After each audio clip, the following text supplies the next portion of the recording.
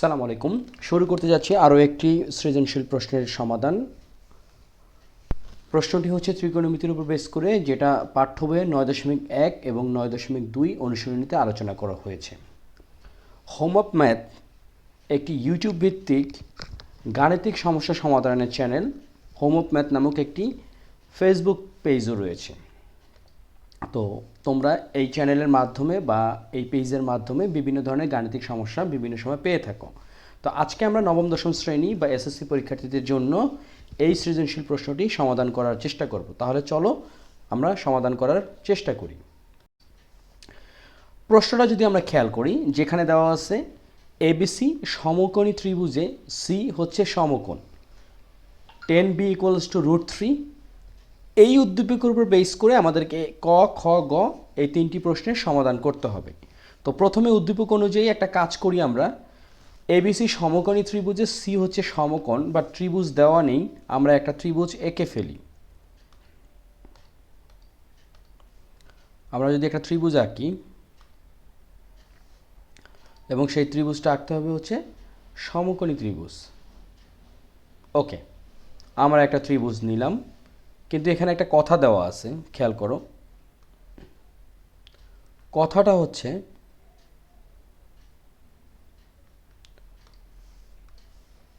হচ্ছে গিয়ে সি হচ্ছে সমকোণ।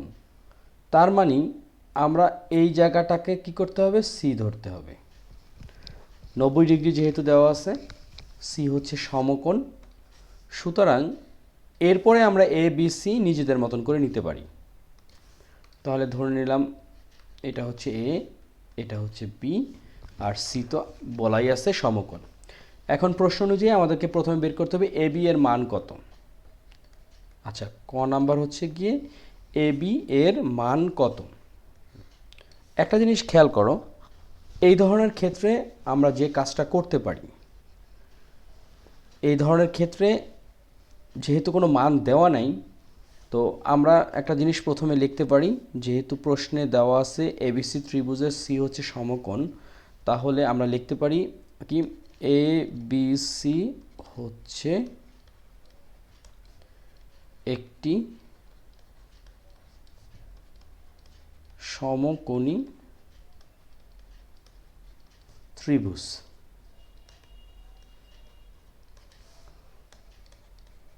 উদ্দীপক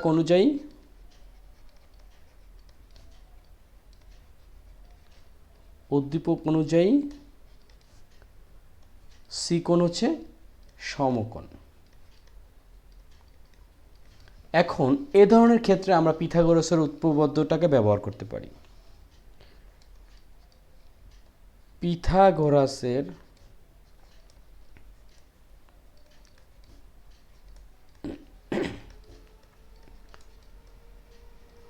উপপাদ্য অনুযায়ী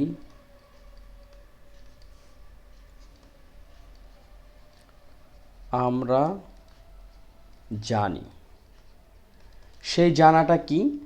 সেই জানাটা হচ্ছে কোনো সমকোণী ত্রিভুজের অতিভুজের বর্গ। একটা জিনিস খেয়াল রাখো, এবিসি সমকোণী ত্রিভুজের এবি হচ্ছে অতিভুজ, তারপরে হচ্ছে এসি হচ্ছে লম্ব, আর বিসি হচ্ছে কি, ভূমি। এটা জাস্ট বোঝানোর জন্য লিখছি, তোমরা এটা লেখা না লিখলেও সমস্যা নেই। এখন খেয়াল করো, পিথাগোরাসের উপপাদ্য আমরা কি জানি? অতিভুজের বর্গ সমান হচ্ছে অপর দুই বাহুর বর্গের যোগফল। তাহলে অতিভুজের বর্গটা কত? এবি হচ্ছে অতিভুজ, তাই না? তার মানে অতিভুজের বর্গ আমরা লিখতে পারি এবি স্কোয়ার ইকুয়ালস টু অপর দুই বাহুর বর্গের যোগফল, অর্থাৎ এসি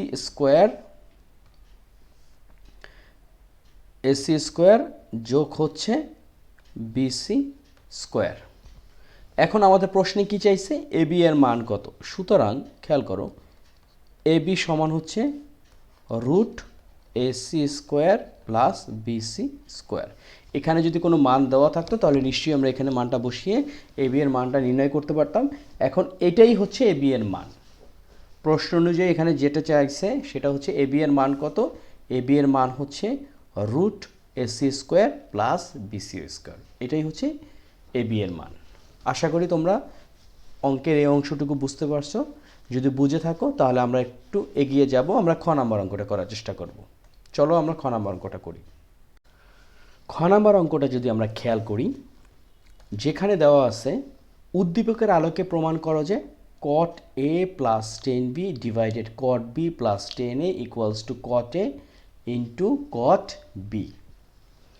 ওকে, এই জিনিসটা আমাদেরকে প্রমাণ করতে হবে।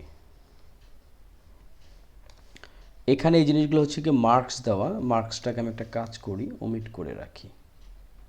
এই মার্কসটা এখানে ওমিট করে রাখি, নাহলে তোমাদের কনফিউশনের সৃষ্টি হতে পারে।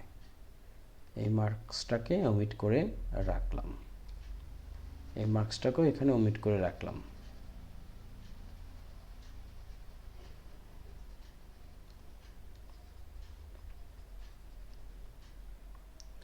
ওকে, এখন আমাদের যে কাজটা হচ্ছে গিয়ে আমাদেরকে যে জিনিসটা বের করতে হবে সেটা হচ্ছে গিয়ে এই যে এখানে এই জিনিসটাকে প্রমাণ করতে হবে। আচ্ছা, আমরা লিখলাম এটা হচ্ছে খ নাম্বার। এখন এই যে cot a 10b cot b 10a, এইটার আমরা একটা কাজ করি, প্রথমে একটা মান নির্ণয় করে ফেলি, কারণ এখানে already 10b equals to root 3 দেওয়া আছে। আমরা যদি ক্ষয়ের কথা চিন্তা করি লিখতে পারি দেয়া আছে, সেটা কি? সেটা হচ্ছে 10b ইকুয়ালস টু রুট 3। ওকে, এখন খেয়াল করো এই যে রুট 3-র সাথে আমাদের কিন্তু 10-এর একটা সম্পর্ক আছে। আমরা কি লিখতে পারি? বা 10b ইকুয়ালস টু 10। এখন রুট 3 মানে কি? রুট 3 মানে হচ্ছে 10 60 ডিগ্রি। ওকে, এইটুক নিয়ে আমাদের কোনো সন্দেহ নাই। তাহলে কি দাঁড়াচ্ছে? বি সমান হচ্ছে 60 ডিগ্রি। অর্থাৎ এই যে বি কোণটা, এই বি কোণটা হচ্ছে 60 ডিগ্রি। এটা যদি আমরা জানি, খেয়াল করো, এটা যদি আমরা জানি যে ট্যান হচ্ছে গিয়ে ট্যানের বি হচ্ছে গিয়ে ট্যান 60 ডিগ্রি,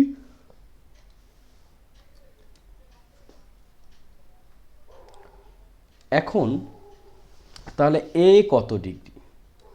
এটা কিন্তু একটা প্রশ্ন।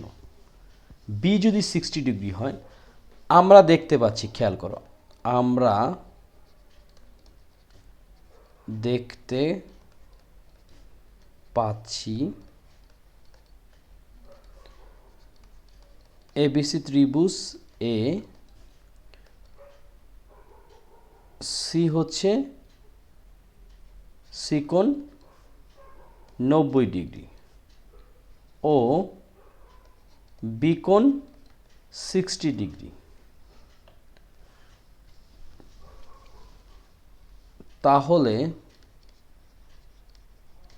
তাহলে এ কোণ প্লাস বি কোণ প্লাস সি কোণ সমান 100 ডিগ্রি। যেহেতু ত্রিভুজের 3 কোণ এর সমষ্টি 180 ডিগ্রি। যদি তাই হয় তাহলে আমরা কি লিখতে পারি? এ কোণ যোগ বি কত পেলাম আমরা? বি পেলাম হচ্ছে 60 ডিগ্রি, যোগ সি কোণ তো 90 ডিগ্রি দেওয়াই ছিল, তাহলে এখানে আছে 180 ডিগ্রি। সুতরাং এ কোণ সমান 180 ডিগ্রি বিয়োগ এই 90 ডিগ্রি এবং 60 ডিগ্রি যোগ করলে আসতেছে 180 ডিগ্রি, 150 ডিগ্রি। এটাকে ওপাশে নিলে কত হচ্ছে? Minus 150 degree. সুতরাং এ কোণ হচ্ছে গিয়ে 30 ডিগ্রি। এটা কিন্তু আমরা পেয়ে গেলাম। এখন আমাদের যে জিনিসটা বের করতে হবে, খেয়াল করো, দেখো আমরা যদি একটু বের করার চেষ্টা করি,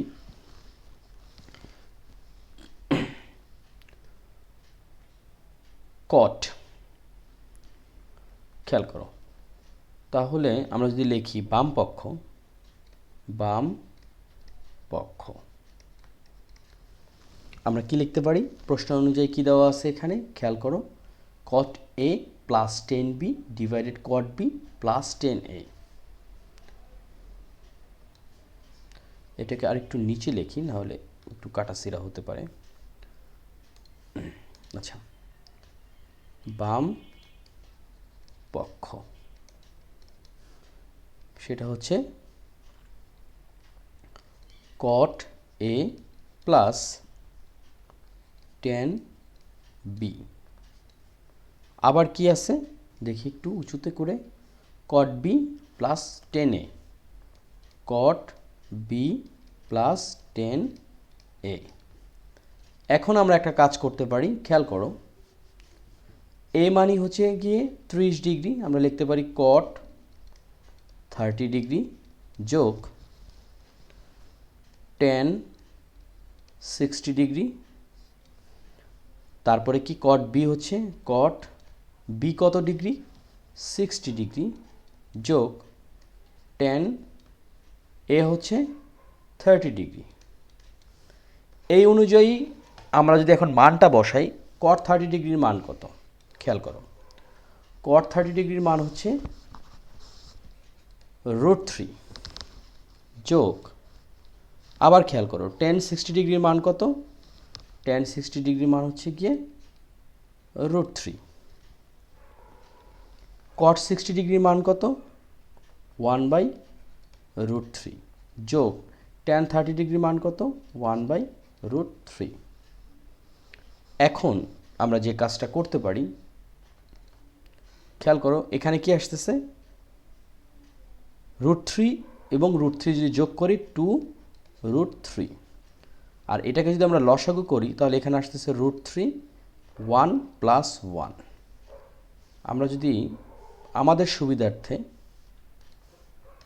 এইখানে থেকে যদি করি তাহলে কি দাঁড়াচ্ছে খেয়াল করো,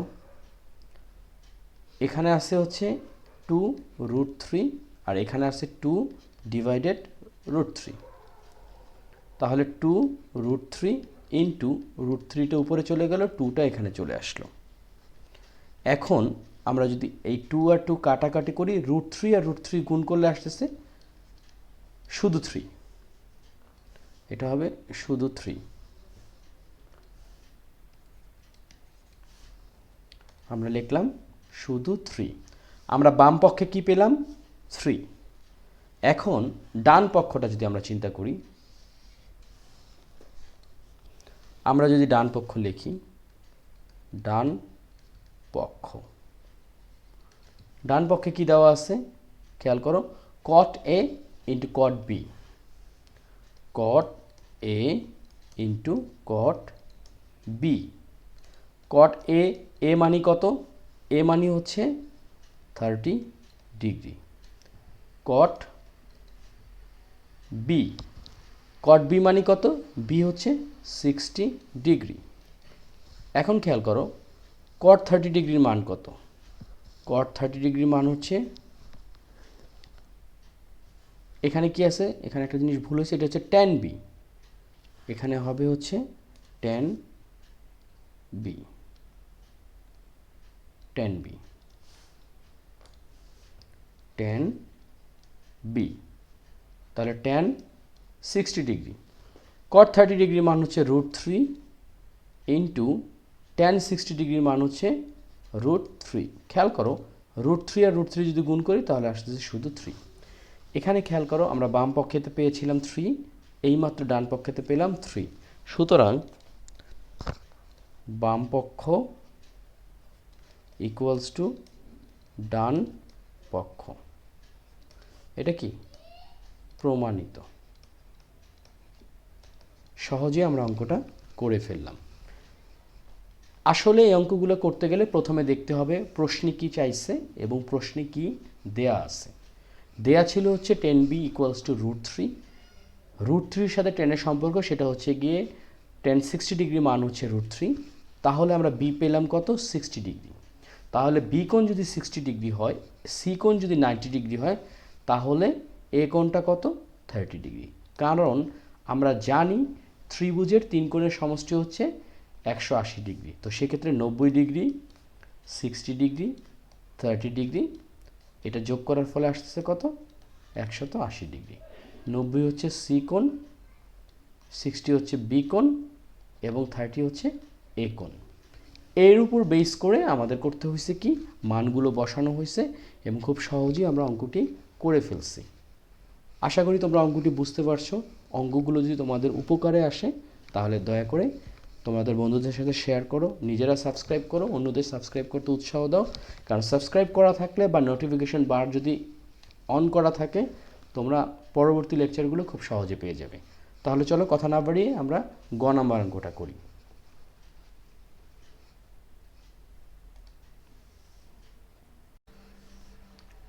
গ নাম্বার অঙ্কটা যদি খেয়াল করি, যেখানে দেয়া আছে বি কোণ সমান হচ্ছে পি প্লাস কিউ, এ কোণ সমান হচ্ছে পি মাইনাস কিউ, তাহলে পি এবং কিউ এর মান বের করতে হবে।